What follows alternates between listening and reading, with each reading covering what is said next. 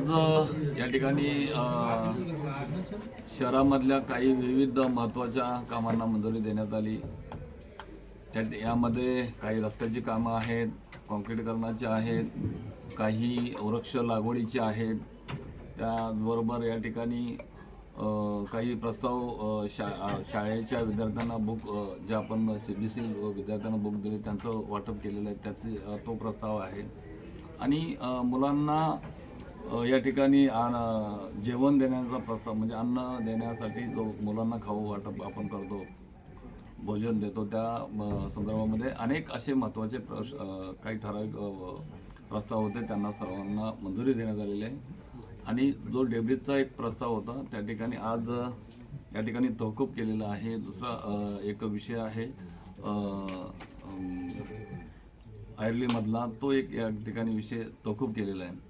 तर असे जे महत्त्वाचे विषय आहेत त्या विषयांना मंजुरी देण्यात आली। आपल्या माहितीकरता सांगतो, शाळेय विद्यार्थ्यांच्या गणवेशाबाबत आम्ही सर्व सभागृह सर्व सदस्य सातत्याने त्या गोष्टीबद्दल गांभीर्यानं घेतलेलं आहे आणि विद्यार्थ्यांना गणवेश वाटप हे चालू आहे। आपल्या माहितीकरता सांगतो, अजूनही वाटप काही विद्यार्थी राहिले त्यांना लवकरात लवकर गणवेश मिळतील याची या संदर्भामध्ये पूर्णपणे त्या डिपार्टमेंटमधून शालेय शिक्षण अधिकाऱ्यांच्या माध्यमातून आणि आम्ही देखील त्याचा पाठपुरावा करून लवकर गणवेश वाटप आता सध्या चालू आहे आणि राहिलेल्यांना सर्वांना लवकर मिळतील याची हे बघा। आपण आजच मी या सभागृहानं माहिती घेतलेली आहे, त्यांच्याकडून या विद्यार्थ्यांना गणवेशाचं वाटप चालू आहे आणि गणवेशाचं किती वाटप झालं याची पूर्ण माहिती घेऊन राहिलेत किती आणि ते लवकरात लवकर करण्याकरता याच्या संदर्भात आपल्याला माहिती आणि काय त्या विद्यार्थ्यांच्या बाबतीमध्ये सत्ताधारी विरोधक अशा पद्धतीची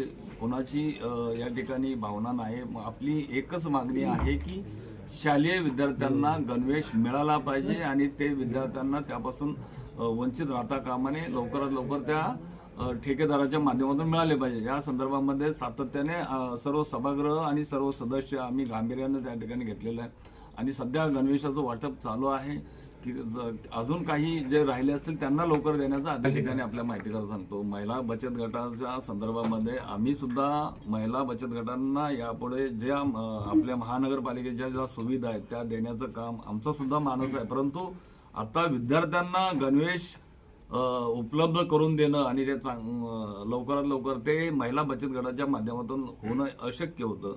तर भविष्यामध्ये महिला गटाच्या माध्यमातून करण्याकरता त्यांना एक कालावधी किंवा वेळ द्यावा लागेल। याकरता पुढच्या वेळेला आपण त्याची दखल घेऊन त्या महिलांना कसा न्याय देता येईल